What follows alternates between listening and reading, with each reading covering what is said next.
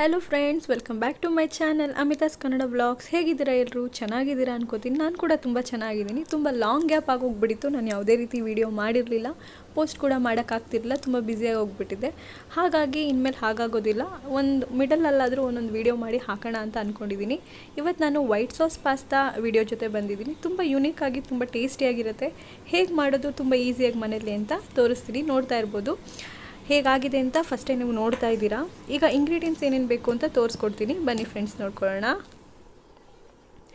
ನೋಡ್ತಾ ಇರ್ಬೋದು, ಕ್ಯಾಪ್ಸಿಕಮ್ ತೊಗೊಂಡಿದ್ದೀನಿ, ಸ್ವೀಟ್ ಕಾರ್ನ್, ಕ್ಯಾರೆಟ್, ಆನಿಯನ್ ಮತ್ತು ಬೇಯಿಸಿ ಇಟ್ಕೊಂಡಿರೋ ಪಾಸ್ತಾ ತೊಗೊಂಡಿದ್ದೀನಿ. ಮ್ಯಾಕ್ರೋನಿ ಪಾಸ್ತಾ ಯಾವುದಾದ್ರೂ ಆಗುತ್ತೆ. ಒಂದು ಬೌಲ್ ಆಗೋಷ್ಟು ಹಾಲು, ಮೈದಾ, ಬೆಣ್ಣೆ, ಚಿಲ್ಲಿ ಫ್ಲೇಕ್ಸ್, ಆರಿಗ್ಯಾನೋ, ಸಾಲ್ಟ್, ಪೆಪ್ಪರ್ ಎಲ್ಲ ತೊಗೊಂಡಿದ್ದೀನಿ. ಚೀಸ್ ಒಂದು ಇಲ್ಲಿ ಮಿಸ್ ಆಗಿದೆ, ಬಟ್ ತೊಗೊಂಡಿದ್ದೀನಿ. ಅದು ಲಾಸ್ಟಲ್ಲಿ ನಿಮಗೆ ತೋರಿಸ್ತೀನಿ ಕೂಡ.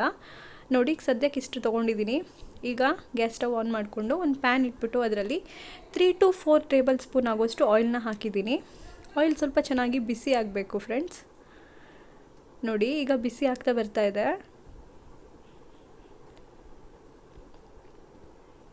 ಈಗ ನಾನು ಅದಕ್ಕೆ ಒಂದು ಅರ್ಧ ಈರುಳ್ಳಿನ ಕಟ್ ಮಾಡ್ಕೊಂಡು ಹಾಕ್ಕೊಂಡಿದ್ದೀನಿ.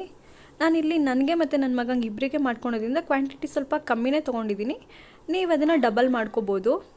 ನೋಡಿ, ಈಗ ಸ್ವೀಟ್ ಕಾರ್ನ್ ತೊಗೋತಾ ಇದ್ದೀನಿ. ಅದನ್ನು ಕೂಡ ಎಣ್ಣೆಯಲ್ಲಿ ಚೆನ್ನಾಗಿ ಫ್ರೈ ಮಾಡ್ಕೋಬೇಕು. ಫಸ್ಟ್ ಆನಿಯನ್ ಫ್ರೈ ಮಾಡಿಕೊಂಡು ಒಂದು 2 ನಿಮಿಷ ಆದಮೇಲೆ ಈಗ ನಾನು ಸ್ವೀಟ್ ಕಾರ್ನ್ ಹಾಕ್ಕೊಂಡಿದ್ದೀನಿ. ಅದು ಕೂಡ ಚೆನ್ನಾಗಿ ಬೆಂದಿದೆ, ಕಲರ್ ಚೇಂಜ್ ಆಗಿದೆ. ಈಗ ನಾವು ಅದಕ್ಕೆ ಕ್ಯಾರೆಟ್ನ ಆ್ಯಡ್ ಮಾಡ್ಕೋತಾ ಇದ್ದೀವಿ. ಕ್ಯಾರೆಟ್ ಕೂಡ ಚೆನ್ನಾಗಿ ನಾವೀಗ ಬೇಯಿಸ್ಕೋಬೇಕಾಗತ್ತೆ. ಕ್ಯಾರೆಟ್ ಸ್ವಲ್ಪ ಸಾಫ್ಟ್ ಆದಮೇಲೆ ಕ್ಯಾಪ್ಸಿಕಮ್ನ ನಾನು ಲಾಸ್ಟಿಗೆ ಹಾಕೋತಿದ್ದೀನಿ. ಯಾಕಂದರೆ ಕ್ಯಾಪ್ಸಿಕಮ್ ಸ್ವಲ್ಪ ಕ್ರಂಚಿಯಾಗೇ ಇರಬೇಕು. ತುಂಬ ಸಾಫ್ಟಾಗಿ ಹೋದರೆ ಟೇಸ್ಟ್ ಚೆನ್ನಾಗಿರಲ್ಲ ಫ್ರೆಂಡ್ಸ್. ಹಾಗಾಗಿ ಲಾಸ್ಟಿಗೆ ಹಾಕ್ಕೊಂಡು ಈಗ ಅದಕ್ಕೆಲ್ಲದಕ್ಕೂ ಉಪ್ಪನ್ನ ಮಿಕ್ಸ್ ಮಾಡ್ಕೋತಿದ್ದೀನಿ. ನಾನೀಗ ಪಿಂಕ್ ಸಾಲ್ಟ್ ತೊಗೊಂಡಿದ್ದೀನಿ, ಟಾಟಾ ಕಂಪ್ನಿಯವ್ರದ್ದು. ತುಂಬ ಒಳ್ಳೆಯದು ಹೆಲ್ತಿಗೆ. ನೀವು ಕೂಡ ಇದನ್ನು ಟ್ರೈ ಮಾಡಿ, ಟೇಸ್ಟ್ ಕೂಡ ತುಂಬ ಚೆನ್ನಾಗಿರುತ್ತೆ. ಈಗ ನೋಡಿ ಫ್ರೆಂಡ್ಸ್, ಇದೆಲ್ಲ ಚೆನ್ನಾಗಿ ಕುಕ್ ಆಗಿದೆ. ನೋಡ್ತಾ ಇರ್ಬೋದು, ಕಲರ್ ಚೇಂಜ್ ಆಗಿದೆ. ನೋಡ್ತಾ ಇರ್ಬೋದು, ನಾನೀಗ ಸ್ಲೈಸ್ ಚೀಸ್ನ ತೊಗೊಂಡಿದ್ದೀನಿ. ಮೊಜರೆಲ್ಲ ಕೂಡ ತೊಗೋಬೋದು. ನನಗೆ ಸ್ಲೈಸ್ ತುಂಬ ಇಷ್ಟ ಆಗುತ್ತೆ, ಹಾಗಾಗಿ ನಾನು ಇದನ್ನು ತೊಗೊಂಡಿದ್ದೀನಿ. ಈಗ ಅದನ್ನು ಪಕ್ಕಕ್ಕೆ ಎತ್ತಿಟ್ಕೊಂಡು ಬೇರೆ ಕಡಾಯಿನ ಇಟ್ಕೊಂಡಿದ್ದೀನಿ. ಈಗ ಬೇರೆ ಕಡಾಯಿ ಇಟ್ಕೊಂಡು ಅದು ಸ್ವಲ್ಪ ಬಿಸಿ ಆದಮೇಲೆ ಅದಕ್ಕೀಗ ನಾನು ಒಂದು 3 ಟೇಬಲ್ ಸ್ಪೂನ್ ಆಗೋಷ್ಟು ಬೆಣ್ಣೆ ಹಾಕ್ಕೊಂಡಿದ್ದೀನಿ ಫ್ರೆಂಡ್ಸ್. ನಿಮಗೆ ಎಣ್ಣೆ ಇದ್ದರೆ ಎಣ್ಣೆ ಕೂಡ ಹಾಕೋಬೋದು. ಬೆಣ್ಣೆ ಹಾಕ್ಕೊಂಡ್ರೆ ತುಂಬ ಟೇಸ್ಟ್ ಚೆನ್ನಾಗಿರುತ್ತೆ. ನಾವಿಲ್ಲಿ ವೈಟ್ ಸಾಸ್ ಪಾಸ್ತಾ ಮಾಡ್ತಿರೋದ್ರಿಂದ ಬೆಣ್ಣೆನೇ ಬಳಸಿ. ನಾನಿಲ್ಲಿ ಮೈದಾ ತೊಗೋತಿದ್ದೀನಿ. ಒಂದು 2 ಟೇಬಲ್ ಸ್ಪೂನ್ ಆಗೋಷ್ಟು ಮೈದಾನ ಕರಗಿರೋ ಬೆಣ್ಣೆ ಜೊತೆ ಚೆನ್ನಾಗಿ ಮಿಕ್ಸ್ ಮಾಡ್ತಾಯಿದ್ದೀನಿ. ಅದು ಸ್ವಲ್ಪನೂ ಗಂಟಿಲ್ದಿರೋ ಥರ ಮಿಕ್ಸ್ ಆಗಬೇಕು. ನೋಡಿ, ಚೆನ್ನಾಗಿ ಈಗ ಮಿಕ್ಸ್ ಆಗಿದೆ. ಅದು ಫ್ಲೇಮ್ ಮಾತ್ರ ತುಂಬ ಲೋ ಆಗಿ ಇಟ್ಕೋಬೇಕು ಫ್ರೆಂಡ್ಸ್. ಈಗ ನೋಡಿ, ಒಂದು ಸ್ವಲ್ಪ ಹಾಲು ಹಾಕೋತಾ ಇದ್ದೀನಿ. ನೀವು ಸ್ವಲ್ಪನೇ ಹಾಲು ಹಾಕ್ಕೊಂಡು ಮಿಕ್ಸ್ ಮಾಡಿಕೊಂಡ್ರೆ ಗಂಟಾಗೋದಿಲ್ಲ ಫ್ರೆಂಡ್ಸ್. ಒಂದೇ ಸರಿ ಪೂರ್ತಿ ಹಾಲನ್ನು ಹಾಕೋಬೇಡಿ. ನೋಡಿ, ಸ್ವಲ್ಪ ಕ್ರೀಮಿ ಟೆಕ್ಸ್ಚರ್ ಬಂದಿದೆ ಅಲ್ವಾ ಈಗದು. ಈಗ ಮತ್ತೆ ಸ್ವಲ್ಪ ಹಾಲನ್ನ ಆ್ಯಡ್ ಮಾಡ್ಕೋತಾ ಇದ್ದೀನಿ. ಇದೇ ರೀತಿ ಸ್ವಲ್ಪನೇ ಹಾಲು ಹಾಕ್ಕೊಂಡು ಅದನ್ನು ನಾವು ನೀಟಾಗಿ ಮಿಕ್ಸ್ ಮಾಡ್ಕೋಬೇಕಾಗತ್ತೆ. ನೋಡಿ, ಸ್ವಲ್ಪ ಗಂಟಾಗಿದೆ ಅಂತ ಅನ್ನಿಸ್ತಿತ್ತು, ಅದಕ್ಕೆ ನೀಟಾಗಿ ಈಗ ಮಿಕ್ಸ್ ಮಾಡ್ಕೋತಾ ಇದ್ದೀನಿ. ನೋಡಿ, ಒಂದು ಗಂಟಿರಬಾರ್ದು. ಈ ಥರ ಎಷ್ಟು ಚೆನ್ನಾಗಿ ಕ್ರೀಮ್ ಥರ ಬಂದಿದೆ ಅದು ನೀವು ನೋಡ್ತಾ ಇರ್ಬೋದು.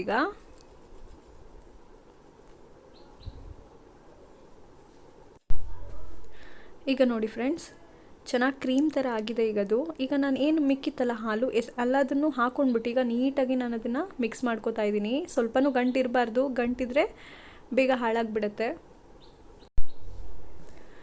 ನೀಟಾಗಿ ಮಿಕ್ಸ್ ಮಾಡ್ಕೊಂಡಿದ್ದೀನಿ. ಈ ಟೈಮಲ್ಲಿ ಈಗ ನಾವು ಸೈಡಲ್ಲಿ ವೆಜಿಟೇಬಲ್ಸ್ನ ಕುಕ್ ಮಾಡಿ ಇಟ್ಕೊಂಡಿರ್ತೀವಲ್ಲ ಫ್ರೆಂಡ್ಸ್, ಅದನ್ನು ಹಾಕ್ಕೊಂಡು ನೀಟಾಗಿ ಮಿಕ್ಸ್ ಮಾಡ್ಕೋಬೇಕಾಗತ್ತೆ.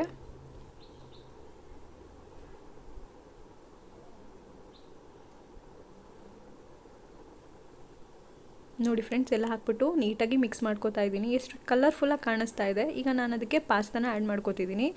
ನಾನು ಫಸ್ಟೇ ಹೇಳಿದ್ದೀನಿ, ನಾನು ಇಲ್ಲಿ ಇಬ್ಬರಿಗೆ ಅಷ್ಟೇ ಮಾಡ್ತಿರೋದು, ಹಾಗಾಗಿ ಸ್ವಲ್ಪನೇ ಆ್ಯಡ್ ಮಾಡ್ಕೊಂಡಿದ್ದೀನಿ.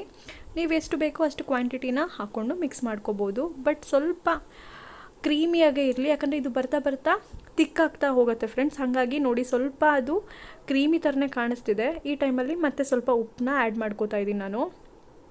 ಆವಾಗಲೇ ಬರೀ ತರಕಾರಿಗೆ ಮಾತ್ರ ಹಾಕ್ಕೊಂಡಿದ್ವಿ, ಹಾಗಾಗಿ ಈಗ ಸ್ವಲ್ಪ ಪಾಸ್ತಾ ಕೂಡ ಉಪ್ಪನ್ನ ಆ್ಯಡ್ ಮಾಡ್ಕೋತಾ ಇದ್ದೀನಿ. ಚಿಲ್ಲಿ ಫ್ಲೇಕ್ಸ್ ಹಾಕ್ಕೋತಾ ಇದ್ದೀನಿ ಫ್ರೆಂಡ್ಸ್. ಮತ್ತು ಪಾಸ್ತಾ ಸೀಸ್ನಿಂಗ್ ಬರುತ್ತಲ್ಲ ಫ್ರೆಂಡ್ಸ್, ಅದನ್ನು ಕೂಡ ಆ್ಯಡ್ ಮಾಡ್ಕೋಬೋದು. ಆರಿಗ್ಯಾನೋ ಆ್ಯಡ್ ಮಾಡ್ಕೋಬೋದು. ನಿಮಗೆ ಯಾವುದು ಇಷ್ಟ ಆಗುತ್ತೋ ಅದನ್ನು ಆ್ಯಡ್ ಮಾಡ್ಕೊಳ್ಳಿ. ಸ್ವಲ್ಪ ಪೆಪ್ಪರ್ ಹಾಕೋತಾ ಇದ್ದೀನಿ ಖಾರಕ್ಕೋಸ್ಕರ. ಇಲ್ಲಿ ಖಾರದ ಪುಡಿ, ಹಸಿಮೆಣಸಿನ್ಕಾಯಿ ಏನೂ ನಾವು ಆ್ಯಡ್ ಮಾಡಿಲ್ಲ, ಹಾಗಾಗಿ ಸ್ವಲ್ಪ ಖಾರಕ್ಕೋಸ್ಕರ ಪೆಪ್ಪರ್ನ ಹಾಕೋತಾ ಇದ್ದೀನಿ. ಮಕ್ಕಳಿಗೆ ಕೊಡೋ ಹಾಗಿದ್ರೆ ಅದನ್ನು ಕೂಡ ನೀವು ಸ್ಕಿಪ್ ಮಾಡ್ಕೋಬೋದು. ನಾನು ಇಲ್ಲಿ ತುಂಬ ಮೀಡಿಯಮಾಗಿ ಮಾಡ್ತಾಯಿದ್ದೀನಿ, ತುಂಬ ಖಾರ ಮಾಡ್ತಿಲ್ಲ, ಯಾಕಂದರೆ ನಾನು ಕೂಡ ಸ್ವಲ್ಪ ಖಾರ ಕಮ್ಮಿನೇ ತಿನ್ನೋದು, ನನ್ನ ಮಗ ಕೂಡ ಹಾಗೆಯೇ.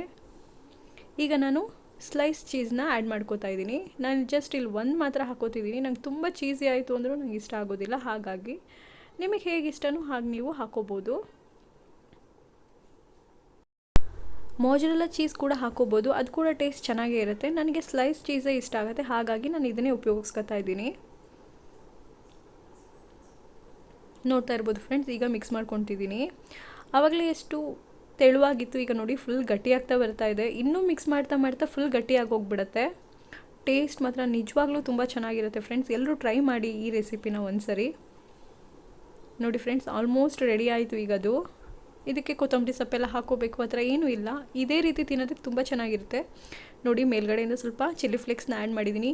ತುಂಬ ಈಸಿಯಾಗಿ ಮಾಡ್ಕೊಳ್ಳೋವಂಥ ರೆಸಿಪಿ ಇದು, ಎಲ್ಲರಿಗೂ ಇಷ್ಟ ಆಗಿದೆ. ಈ ರೆಸಿಪಿ ಇಷ್ಟ ಆದರೆ ಪ್ಲೀಸ್ ಲೈಕ್ ಮಾಡಿ, ಶೇರ್ ಮಾಡಿ. ನೆಕ್ಸ್ಟ್ ವೀಡಿಯೋದಲ್ಲಿ ಸಿಗ್ತೀನಿ, ಅಲ್ಲಿವರೆಗೂ ಟೇಕ್ ಕೇರ್, ಬಾಯ್ ಬಾಯ್.